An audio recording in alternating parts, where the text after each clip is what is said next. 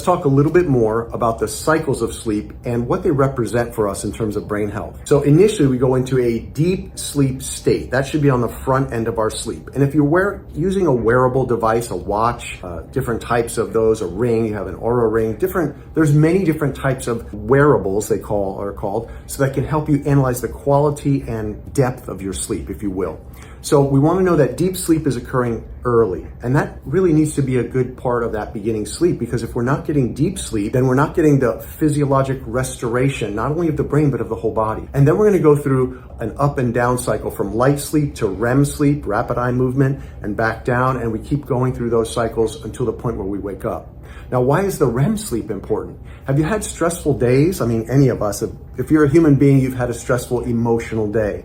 Well, the REM sleep is thought and supposed to be a part of processing the emotional things of your day. If you're not getting REM sleep, and why wouldn't you be getting REM sleep? Well, we wouldn't know unless we had a good measurement. But if you're an alcohol drinker in the evening, you're probably knocking out your REM sleep, and you can verify that in the literature. So we know that REM sleep is diminished when we drink alcohol close to the time of our sleep. Now, if you have a drink in the middle of the day, something in the afternoon, it may not be as good. I'm not promoting that, but people do those things when they're on vacation, but not in the evening, because you're going to knock out that REM sleep. And that's crucial to emotional processing of the different stressors that we deal with. So we have deep sleep, physiologic, and brain recovery.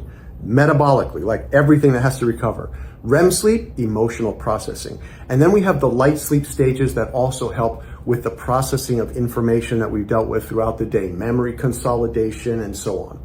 So these are just a brief view into those. We know some of the things that affect that: caffeine, alcohol, blood sugar. We'll talk about that a little bit later. Blood sugar can be waking us up. Some people who wake up in the middle of the night, blood sugar may be part of their issue, and that may be able to be modified, but we also like to get lab results to understand, is that really coming from that side of the equation, and then properly address it and resolve it so you can have better sleep and better brain health.